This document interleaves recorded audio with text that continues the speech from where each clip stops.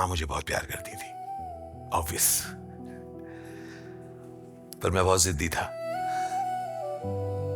मुझे लगता था कि मां बहुत डोमिनेटिंग है, बात बात पे मुझे डांटती थी, इसलिए मां के साथ मैं बहुत झगड़ा करता था। लेकिन जब तक बंबई आई तब तक मां की उम्र काफी हो चुकी थी। अब मैं उनसे झगड़ा नहीं करता था, लेकिन बीच बीच में थोड़ा रूठ जाता था। मां को भी पता चलता था। अक्सर कुछ दिन रूठने के बाद जब मैं मां के पास बैठता था,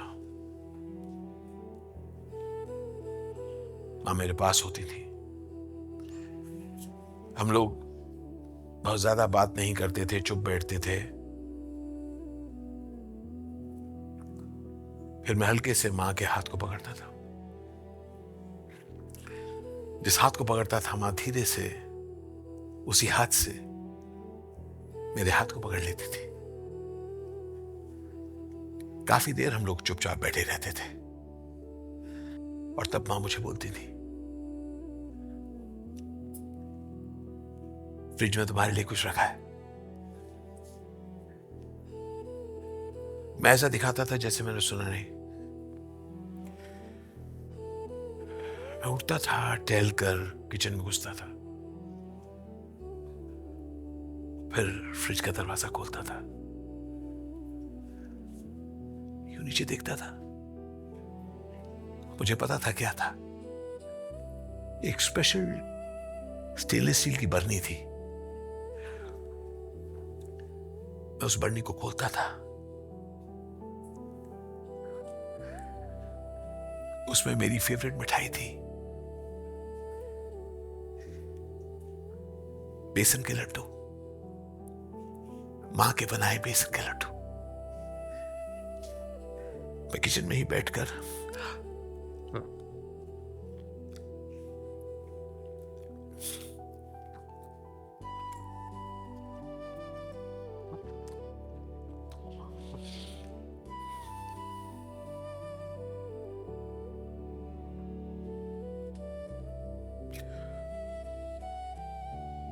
बर्नी को बंद करता था, फ्रिज खोल के अंदर रखता था और मां के पास बैठ जाता था।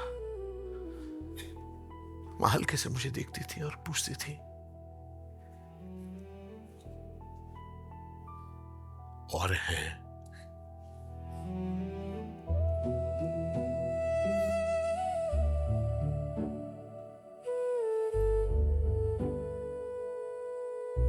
पता नहीं क्या,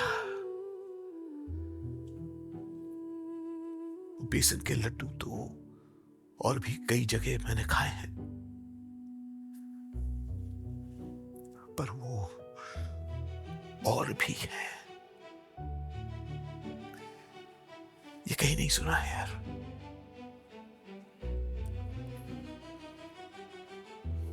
मां चली गई है, लेकिन ये याद अभी भी आती है।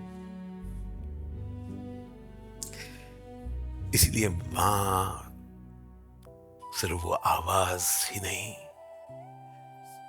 मां का एहसास है।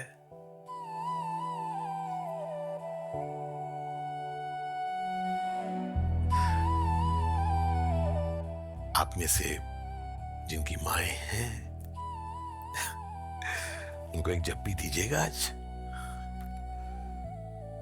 और जिनकी नहीं है, अपनी माताजी को याद करिएगा। मेरा मानना है कि